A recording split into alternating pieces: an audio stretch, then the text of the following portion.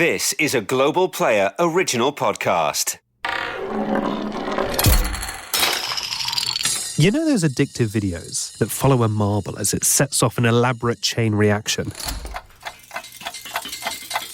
Well, this extended metaphor is about as hard to pull off as one of those.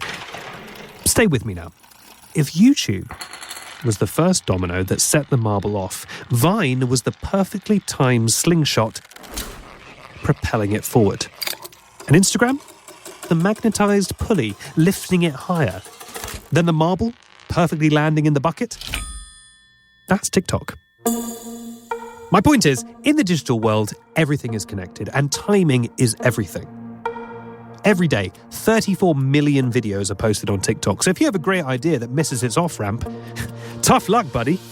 Today's algorithms worship newness, meaning trends have the same lifespan as a housefly, and songs, sounds, and challenges become nauseating as quickly as they become catchy. See how I do my makeup for work? Very demure, very mindful. See how I look very presentable? The way I came to the interview is the way I go to the job. I know we've all moved on, but there's a reason to dredge that one back up again. Demure dominated our public lexicon in 2024, and it was very cutesy for a while. Very mindful, in fact, until it wasn't. The viral catchphrase made cashier-turned-content creator Jules LeBron an overnight sensation. Her TikTok following skyrocketed into the millions, earning her appearances on morning shows, late-night TV. But just 2 weeks after she started trending, two strangers had already submitted trademark applications for her phrase. Now, don't worry, Jules fought back, she won, she cashed in. When J-Lo, the Kardashians, Maybelline, the White House, even NASA jumped on the trend, she was able to turn brand deals into life-changing income. And this isn't uncommon, but it's a cautionary tale. Remember Hocteur? Hocteur! How could you forget Hocteur? The US trademark database has over 30 applications for it, including one by the woman who actually said it. Not demure. And this messy business of viral ownership started on Vine. I'm Benedict Townsend, host of Scroll Deep, a show that's chronically online so you don't have to be. And this is Vine, 6 seconds that changed the world. The biography of the little app that could, and then didn't. Of all of Vine's features, the app's greatest triumph, the democratization of content, the thing that allowed anyone to rise to the top spot, that's what made it a cultural force. While the origins of the most iconic Vines may be lost, forgotten to the sands of time, they still live on. Today, TikTok's riffing on Vine energy and YouTube compilations of TikToks that taste like Vines are still bringing the greatest hits to a new generation. But the same thing Vine was celebrated for, that allowed people to go from complete obscurity to genuine stardom, may also have been the app's biggest blind spot. You're not likely to know the name Brandon Moore, but you've very likely heard his iconic video. Officer, I got one question for you. In 2015, Brandon, who went by the creator name Busco, posted a video of a police officer in the act of arresting one of his friends. The officer looks up at the camera, and we're all expecting some kind of protest against the arrest to follow, but no.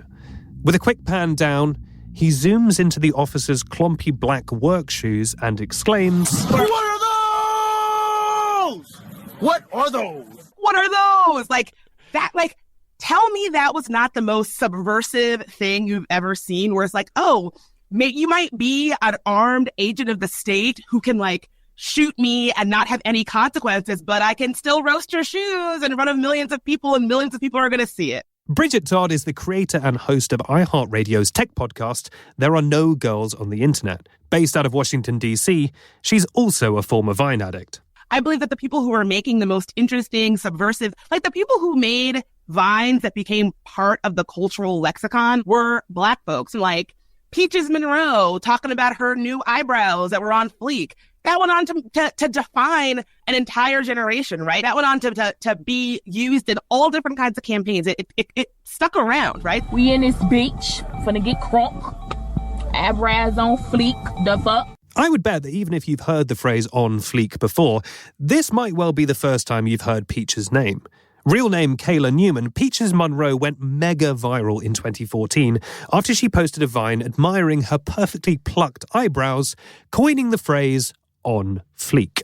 The term, which the Oxford Dictionary defines as extremely good or very attractive in style, became a sensation. Who in this bitch finna get crunk? Eyebrows on fleek. The fuck. When Ariana Grande picked it up, it reached new levels, and brands jumped on the bandwagon, keen to show that they too were hip and cool. The same thing happened to Busco, aka Brandon of What Are Those? He actually posted the original video on Instagram, who by then had made their own rival push into short video, but it was quickly shared by another user to Vine, and from there it went stratospheric. What are those? They are my crocs. Those are my chocolate! They're called my sandals. Tens of millions of loops on that first video and millions more on imitation posts as other users rushed to do their own take. The problem? Brandon himself had been behind the camera when he made the video. Yes, the line was his, but he appears completely anonymous in the final product. And the account that shared it on Vine belonged to someone else, so while the audience adored his creation, he hardly received any credit for it. Then, in 2018, Marvel cemented the meme's place in pop culture history by including it in a little-known indie movie by the name of Black Panther. The real question is, what are those? Why do you have your toes out in my lap? Okay, Mary, you might think that that was a great compliment to Brandon as the meme's creator, but that's not how it felt to him, was it? No, certainly not in the end. Sadly, Brandon passed away in 2019. He was just 31 years old. He did speak to HuffPost before he died, just after Black Panther's premiere. He told them that he was, quote, sick as fuck over how it had been used. Right. He'd actually spoken to press earlier than that, after the meme first went big, and he was being asked, do you mind that you made this thing and no one knows it's you? He was actually saying, no, it's great, it's amazing. I feel like I gave the world a gift. He was really pleased, and it was great to see that he had this impact on the world. But clearly in the sort of intervening years, it started to feel a bit different for him. And I think it was when he was seeing these big brands using it and benefiting off it. He said that when they went and they saw Black Panther, at that moment, he wanted to turn away from the screen and not acknowledge it. I get it, though, because at first you're like, okay, yeah, I made this cool thing. That's fun. And especially in this time, it's like, how do you even monetize these things? Is there an expectation of that? As he said, I've gifted the world this thing. But then it gets to a certain point where it feels like, seemingly everyone is benefiting from this thing. Yeah. And in fact, people are profiting from this thing, except me, the person who made it. That would make you feel sick. Exactly. And particularly because he doesn't even feature in his own video. Yeah. Even the policeman was out there doing interviews really? and getting recognised in the street and having people sort of do repeats.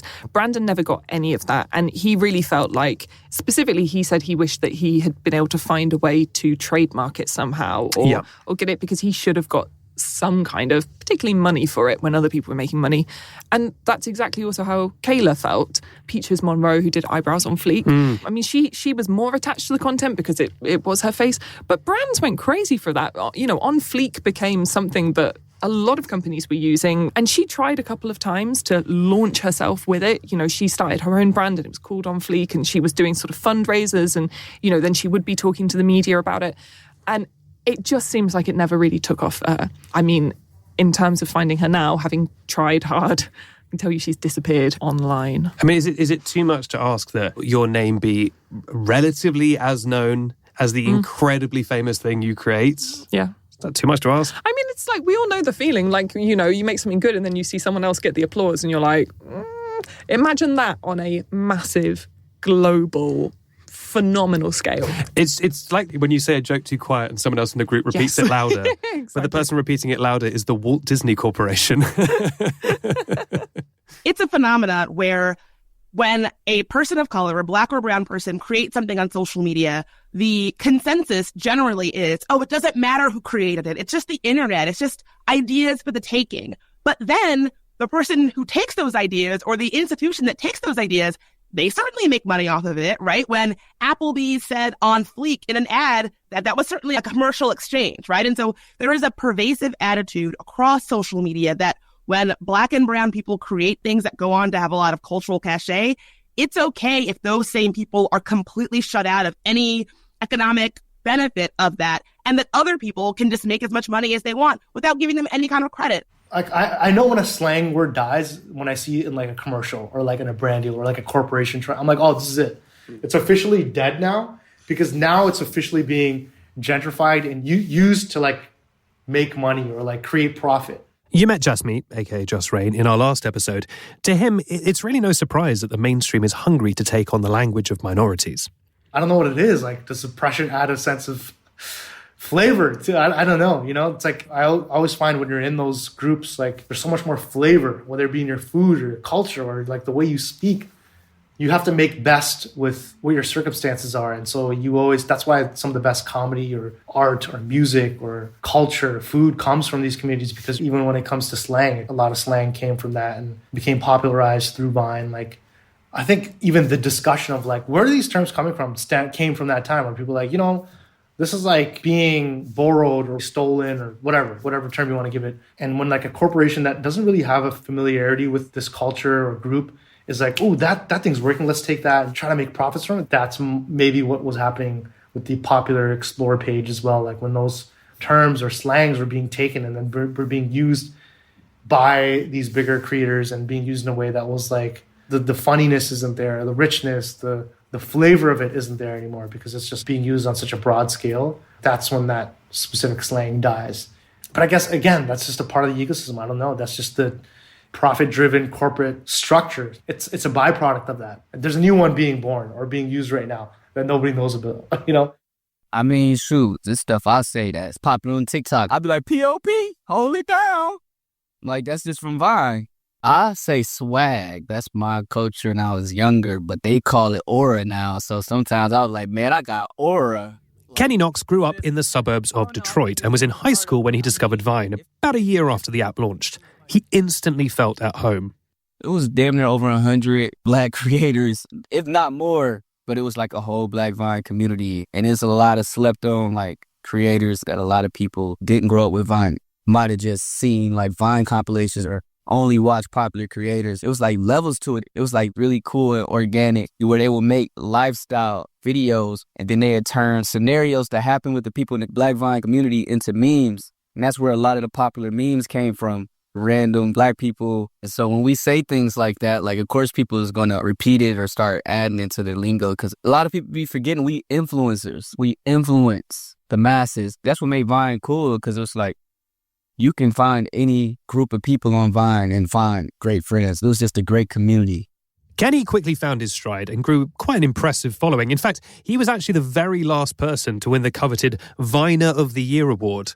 What? My dad is going to beat up your dad. I don't even have a dad. Well, I'm sorry, Tyrone. I didn't mean it like that. It's okay. It's okay. Why this teacher called my house? Mom, I am homeschooled. Shut your stupid ass up. As he developed his own content style, he started having hits that many people piggybacked on. Ooh, my boy going to school fucking up, Candace. You know, it's a part of it. Originally, they know where it came from. I know where it came from, but it's just like paying homage. I feel like if you taking something directly from me or like you taking my identity, my like niche, my style of video, like you taking everything from me, you know, I feel a certain type of way. But I mean, if it's different if it's something from us and they just saying, oh, this is a meme, or it just depends how the person who's saying it just discredit the people who created it. But I feel like it's just a part of culture. Like when terms go crazy, it's like, I'm glad that's going far.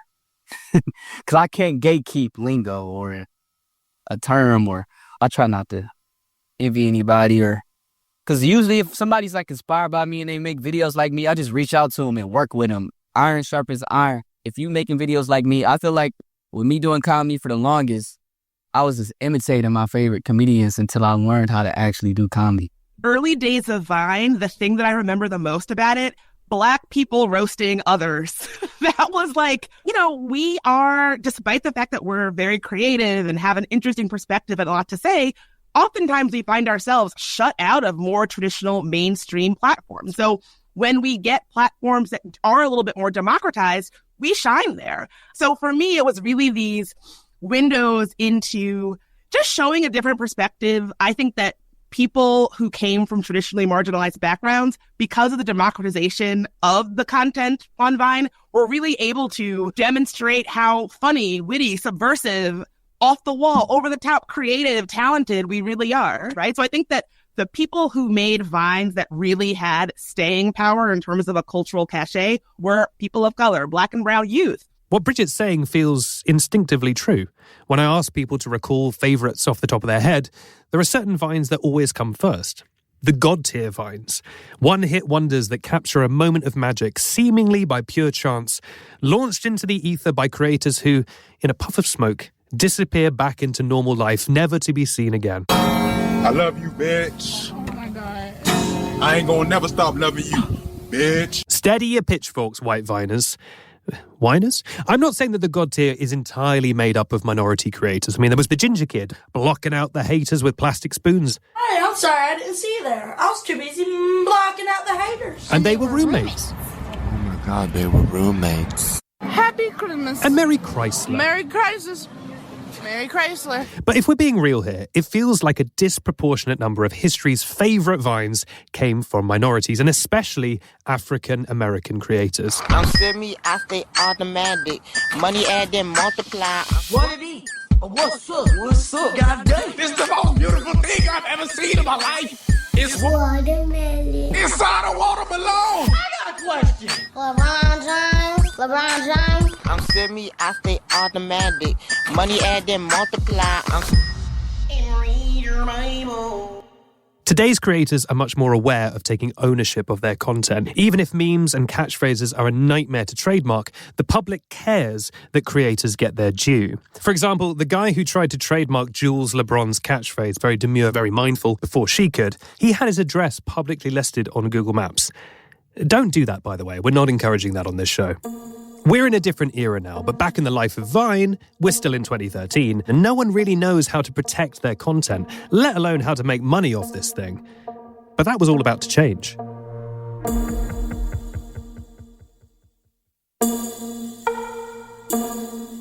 Peak Vine, I could only describe it as like an acid trip because it just didn't feel real when it was happening. That's Brandon Kevyah, the subway worker from Orange County that we met last time, whose Vine comedy skits were popular page mainstays. Yeah, I was a big person on Vine, but the thing we were known for was just these little dumb videos.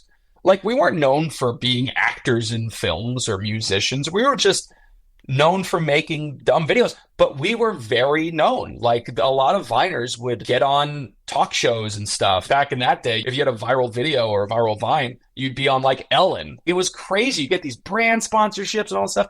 But all of this success comes from this little app, 6-second video app that's on your phone. I believe that Vine is up in the echelon of perfect technological moments, along with maybe the first summer of Pokemon Go. And it's really been downhill from there for short form video after it went away. I miss it all the time. Praise from Ryan Broderick is praise indeed. He's one of those tech reporters who are so deeply immersed in the online world, he could probably give you a definitive ranking of every pixel on Google's homepage. In 2013, he was fully tuned in as Vine became a household name. Around middle 2013, 2014, you started to see like 27 Vines you've got to watch. You know, it was that era. This massive influx of digital publishers just, you know, writing up any viral moment and then sending it out to Facebook, right? And that era was, you know, it's very silly to look back on now, but I think it was very useful for identifying when something had kind of broken through the zeitgeist, when a content type could become something that your parents could read on Facebook. Okay, I think peak Vine is when somebody on Twitter replied with the "Why you always lying" guy during a Republican presidential debate. Why the fuck you lying? Why you always lying? Oh my God. Stop fucking lying. But I remember it was like hella viral on Twitter. And so I think that was something I loved about peak Vine, is how things started on Vine and then became memes off of Vine, right? And so like the picture of the "Why you always lying" guy, you could just take a still of that guy's face and reply to a tweet and people would totally get it. They would know exactly what you meant. And so for me, peak Vine was this like off-platform conversation where people completely understood this reference in totally different pockets of the internet. Vine started out as this kind of punk, rogue creative machine, punching way above its weight. With a relatively small pool of creators, no rules, and almost no algorithm, for Ryan, it was a kind of magic. So I think it was changed eventually, but at first you couldn't upload video into Vine. You had to film the video with Vine. So there was this implied spontaneity, this sort of implied magic where it's like, wow, I captured this 6-second clip and it's crazy. I mean, a lot of it was like very typical for the era of viral video stuff. So it was just like funny moments. It was people doing pranks or extreme behavior in public. It wasn't something you edited. It was just something you filmed. And a lot of the ones that went viral had like a very specific feel to them, which was like, oh, I managed to capture this like 6 seconds of incredible video content. Another one that comes to mind is Back at It Again at Krispy Kreme. Back at it again at Krispy Kreme. Where it's the guy doing a backflip at Krispy Kreme and one of those massive neon Krispy Kreme circular lights is there. And obviously he's about to hit this light and it's definitely going to shatter. But the Vine ends right before you hit it. So you're left with a lot of questions, none of which are answered by the Vine, but somehow you get the context. So I would say peak Vine energy is chaotic, but in a way that makes sense without a word of context or explanation. That magical, ephemeral quality that's since been dubbed Vine energy. With more users than ever before and a place securely in the mainstream, Vine content hit its second wave. The evolution came in part alongside subtle design and interface changes, like the introduction of an upload function. Now videos no longer had to be captured directly in the app, but could be created externally and then loaded in. This opened up a whole new world of creativity, don't get me wrong, but it also traded off a lot of the spontaneity that had made the app a success in the first place. Then once you could start to upload videos to Vine, the nature of what was going viral there changed a little bit. It became a little more high concept. And that's when you get like the real, we now say like, oh, this TikTok has Vine energy. That's what we're talking about. People who are doing sort of absurd skits, weird art projects that are like really funny, but in a really short way. And it'll cut like right at the right moment. I have a million examples of this sort of thing. And describing them out loud always sounds like describing a dream. It doesn't really make a lot of sense. But there's one really good series that I loved, which was this guy. He's outside of his apartment. There's a woman up at the window on the second floor. And he's like, toss me my keys. And then she throws a printer. And the printer just smashes on the ground next to him. And he's like, I said my keys. And she goes, I thought you said printer. Why the fuck would I say printer? And like, that's the whole video. And that's sort of what I would describe as like maybe the secondary wave of Vine humor, which was sort of happening in tandem with the more organized influencers. And like, I think you could almost view it as sort of a reaction to it, which we kind of see on other video platforms. Like as one half of the video platform gets like really standardized, the other half gets really chaotic. We're seeing that with TikTok right now. It all felt like a party. And what party is complete without a multinational corporation? We also started to see brands on Vine, which is kind of your dead giveaway that your social network has blown up. So we started to see really bad, weird advertisements being made as Vines, which I remember just thinking were insane looking, but they tried. The brand deals on Vine were weird and ineffective, but they were the first step towards refining the online ad ecosystem that dominates the world today. The same ecosystem that saw a platform like Meta make $69 billion in digital advertising in 2023 alone. It was a really innocent time when you think about it, because like no one really knew what to do once you had gone viral on Vine. And that, I think that's the other sort of tell that Vine had broken through, is that we were getting like genuine Vine celebrities or Vine viral stars. And there was this real question mark of like, what does that mean? Like, what do you do now? Because it's only 6 seconds. So like, it's like being famous for a GIF. It's not really a lot of room to build on. When brands realized that successful creators could be their most direct access point to customers, it didn't just change what it meant to be a Vine creator. It changed the entire social media landscape. Here's Brandon again. Brands quickly started coming to Vine. Brands like Coca-Cola, Aquafina started to come to Vine and be like, how do these people are getting huge numbers. How do we get in on this?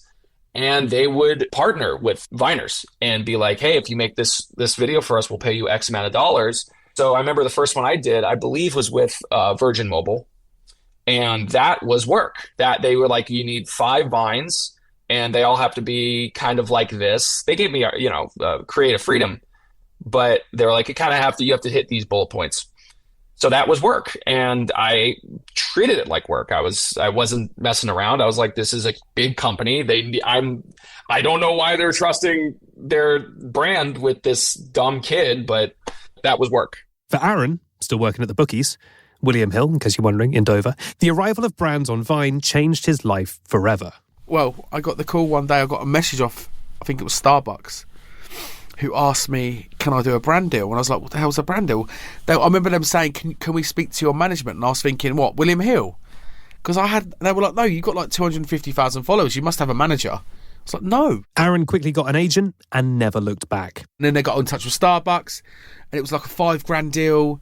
That was like winning the lottery. I swear, that was like literally winning the lottery. I remember we worked out my wages like a few months back, and we were speaking about me and Charlotte. Charlotte is Aaron's wife, by the way. I had £80 a month to live on. After all the bills, after everything, we had 80 quid a month to live on. So $5,000 was like, what? And they wanted me to do these new videos with them, but it was free video deal. And we did it. And I'd love to go and look at them videos again, because it was like, that was the start of everything for me. And I've got to thank Starbucks, yeah. Was there a bit of a gear shift for you after that of like, oh, this could be something? Yeah, that was it. That was it for me. Right, so what happened was, right, this is the truth. I made the decision to go part-time at work without Charlotte knowing.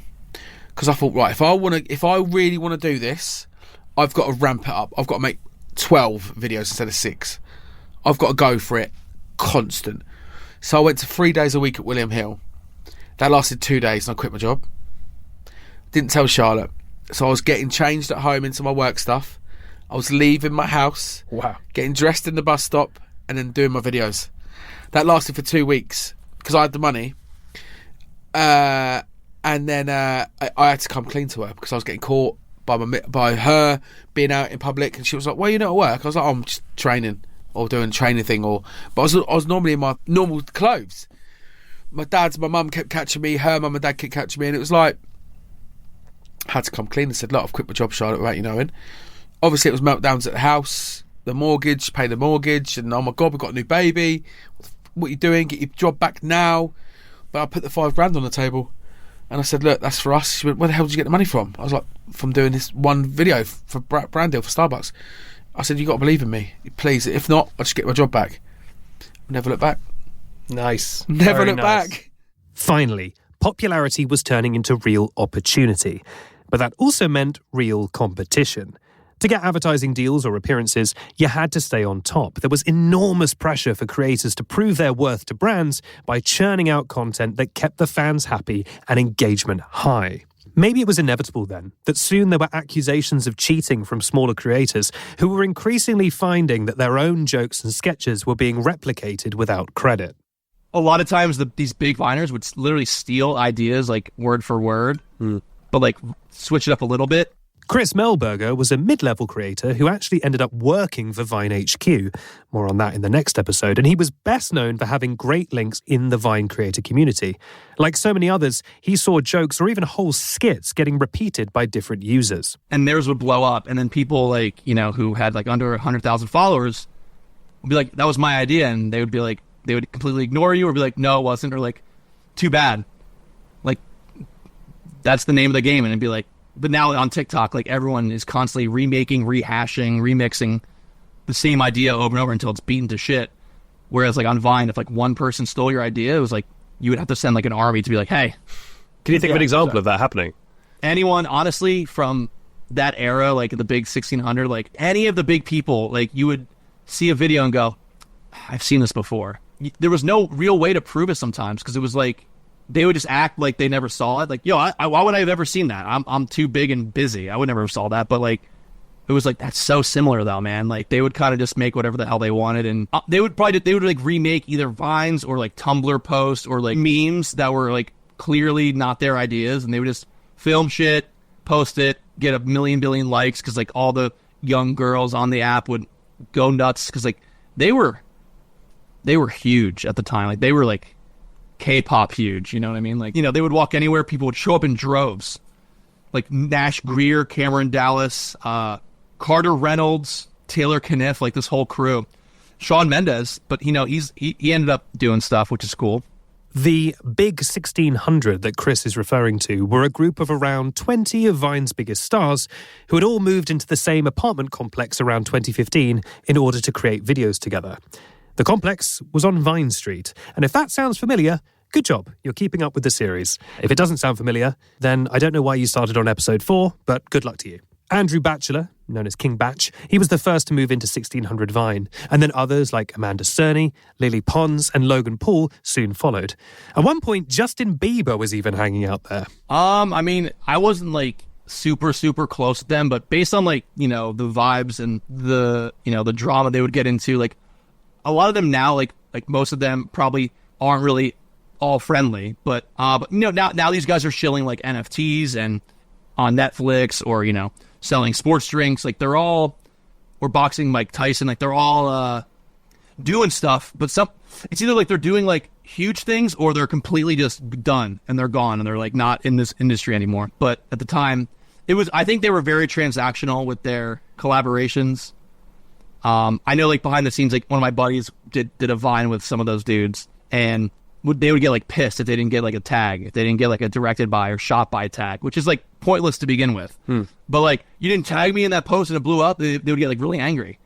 So I think the difference was with like all the guys who went to LA, they wanted to be stars, right? They wanted to be in the industry. They wanted to do movies or whatever. They loved the attention. They loved people talking about them.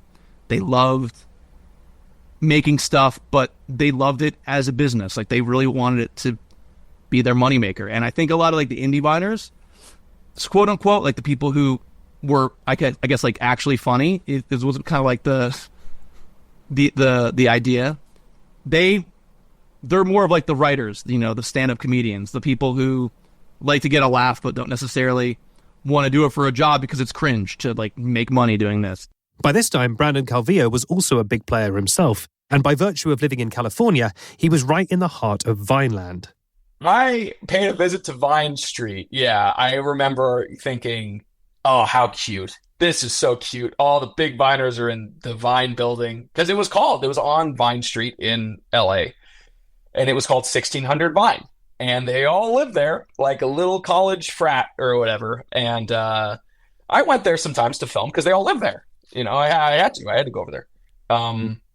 And I would see the ecosystem, which was they all lived in close proximity, and they would knock on the other person's door and just be like, I got an idea.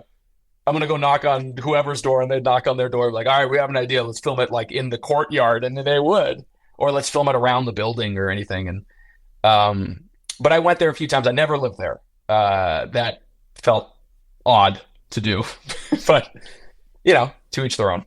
I'm a bit stuck on this. I'm just obsessed with the Vine Street house because I just think it's so funny. Yeah. Do you know anything of like what the process was to get to live in the house? like hazing or like initiation? Well, yeah, but like, did you have to have so many followers or, I think in order to get into the Vine house, you had to sacrifice a lamb to Satan. No, I don't know what it was. I really don't. It was like, I think it was just if you were a big enough creator. Yeah, by the way, you didn't have to do anything. It was just an apartment building. You could just move there. Like, it wasn't like a treehouse, like, what's the password? It was like, this was just an apartment complex where they all decided to move.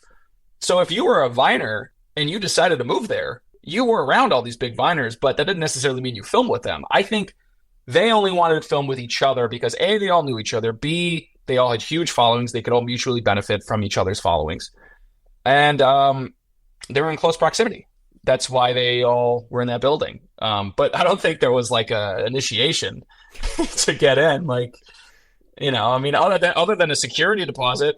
You mentioned the kind of mutual benefit. Smaller creators maybe were throwing out allegations that the big dogs were maybe gaming the system a little bit. But obviously there was a bit of a revine for revine. There were certain people who could absolutely dominate the popular page. Do you think that was unfair?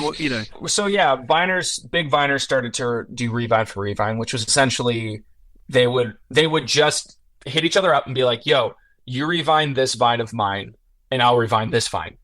Let's take a moment to explain Revine for Revine here. Just get it sorted because it's going to keep coming up again and again. It's very simple. I feel like most people would be familiar with the idea of just sharing content or, for example, retweeting a tweet. Basically, when you revine a video, you take someone else's video and you put it in front of the eyeballs of the people who follow you, right? And so very quickly people realize they could game this because if I've got 1 million followers and you, Mary, have got 1 million followers, if we keep revining each other's videos, we're effectively putting it in front of 2 million people, right? Supposing we've got different followers. Exactly. Yes, important. There might be some crossover. Sure. But there'll definitely be some people who don't follow whatever. And so we're able to, one, just get way more eyeballs on our videos. Yeah. And two, there's a little popular page, which is judged purely on how many views you're getting. And if you're, I'm not going to say scamming, but if you are cleverly getting lots and lots of views. I think you just said it. Don't want to help you say that. If you're getting lots and lots of views, you're going to shoot up that popular page. The minute the big players are making deals between themselves, we're no longer sharing it because it's like, oh, this is great, I just have to share it. Instead, we've made a deal. Yes. So I'll share with yours, you share with mine. And now suddenly we are multiplying our number of followers. And it just means that the smaller guys don't stand a chance. Yeah, because you're up against sort of a cartel of people with millions of followers. Exactly. Who are pushing those videos to everyone. Yeah. These days, of course, on TikTok and stuff like that, the very clever modern algorithms solve this problem because instead of just getting a raw feed of videos, they're slightly curating what you see so people can't dominate. But back then, Vine is basically uncurated. So you're just getting a non-stop shop of Logan Paul, etc. Then, of course, you have the additional twist, which is you have this popular page. That is the one thing that's sort of curated on Vine, which just tracks the most viewed videos. But again, if you and your mates, who all have millions of followers, are trading revines, you're going to just juice yourself to the top of that popular page and be there all the time. How could anyone compete with that? Yeah, it's a classic monopoly. You've got complete control of it at that point because the popular page means they're coming to you. And because they're coming to you, you're making the popular page. Here's Ryan again. The top Vine stars moved into one apartment building together on Vine Street in LA and basically created like a video views cartel where they would all just appear in each other's videos and remain in the top 10 videos on the app. It felt like the feature had a detrimental effect on how creators were working and what they were posting. Manon Matthews, you remember her? She was the stand-up who tried Vine for a laugh. Well, at this point, she had millions of followers, but she still found herself dwarfed in sheer numbers by the very biggest creators, whose follower counts could be almost 10 times that. I remember even one of our videos from the indie Viners literally got verbatim copied by one of the bigger Viners, and that got revined. And so now they're getting credit for this idea that wasn't theirs. Meanwhile, we posted our video like 3 months prior to that, and it did really, really well, and people really, really liked it. But of course, these bigger Viners got the credit because all their friends who had millions and millions revined it. And so, you know, those kinds of things were a bit annoying and I guess seemingly unfair. For Manon, it felt like the feature had a detrimental effect on how creators were working and what they were posting. We're not all playing an even game, right? We're not all like getting authentic views because of the app's algorithm and the people who genuinely like it. Once a 10 million, Viner is revining someone who has 7 million, like that video is going to take off. They're all smart for getting together and be like, we're all going to just create this team and revine each other's videos so that we become the top. It worked, so good on them for being able to think like that. I know we eventually kind of tried to think like that, but I don't even know if I ever revined other people's videos that I wasn't in. That's not to say that I wasn't revining content that I was in, because you have to start playing the game. Kelly Knox takes a slightly more forgiving view. I mean, shoot, that's how we all blew up. Like, I didn't have enough pride to just be like, yo, I don't want any revines. Like, because I would have enough activity. All I needed was, like, at least 2 or 3 revines, and it'd take it over the hill. So, revine for revine helped. I mean, I feel like that was one of the greatest features that actually worked on the platform. Twitter, maybe. TikTok repost is not as effective as Vine reposts. Like, you can change somebody's life with a revine, dog. Like, I remember I had a homie. He was just real cool in high school. My Vine was so, like, nuclear at one point. I remember he said he wanted to start Vine. I revined, like, 3 Vines. And he got to, like, 6,500 followers. And we grew up with each other. He had like 200 followers. And I was like, yo, he low-key funny. And I said, I'm going to revine him to the morning. I revined like 3 of his vines. He woke up to like 1,000 followers. And I was like, damn, it was fun. It was just, I really just liked Vine because of the community. This is considered stealing with content. If you're just straight up stealing cadences, you stealing the shot for shot, you stealing the concept. It's like you basically stealing their identity, their creative social security number. So it's just like, this is how it was on Vine. If you put IB and you put their name in the caption, it was fair game. You paying homage. IB, by the way, stands for idea by or inspired by, and it's a little polite hat tip to acknowledge an original creator. Honestly, that's often all creators are looking for, just a little bit of acknowledgement. It's a pretty low bar, but failing to reach that bar would not end well for you, especially on Vine. But if you stole somebody's video on Vine and you did not tag them, their audience will attack you in the comments. They don't play that shit. They will get it. They're like, yo, you stole this from Kenny. For Brandon, the attitude turned from resentment to a sense of, well, if you can't beat them, join them. Yeah, I mean, it would kind of cannibalize like the popular page or whatever it is, because you got twice the audience from doing that. I think that was wrong, but I do know that eventually everyone started to do it. Even the smaller creators started to do it because it was like, well, what else could you do? I mean, everyone's doing it. So, I mean, I think it was really taboo at some point, and I did it. I mean, I did it. I tried to do it only with people that I really liked and people that I thought were actually very funny, so I would want to revine them. But I started to do it because everyone was doing it, including the smaller creators. So I don't think it was a good thing, but I think eventually when everyone starts doing something that's like not good, it kind of just becomes like, whatever. Pandora's box was open, and chaos, not the fun, spontaneous kind, but the slightly more scary kind, now reigned. The Vine you knew, the scrappy underdog of creativity, that was gone, replaced by a ruthless, cutthroat ecosystem where survival meant playing the game. And for those who refused, well, the game played them. And as creators fought to outshine each other, their frustration started to shift to a much bigger opponent, Vine itself. Vine is probably the best job and the worst job I'll ever have. But hey, it wasn't all bad. Unless you were a founder of Vine, because things were about to get really messy. No one wanted to be broadcasting the truth about what was happening with the app. Next time, the Vine Mafia tightens its grip. Creators turn against the empire and, plot twist, the empire starts eating itself. Oh, and the app's leadership?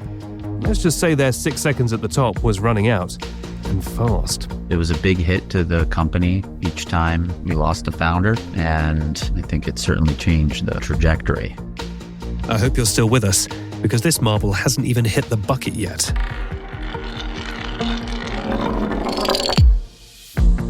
You can listen to Vine's 6 Seconds That Changed the World on Global Player. Download it from the App Store or go to globalplayer.com.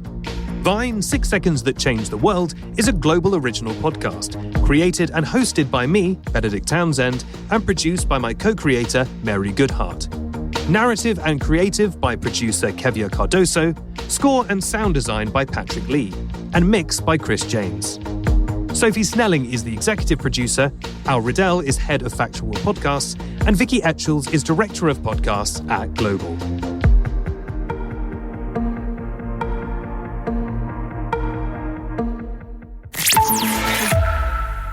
This is a Global Player original podcast.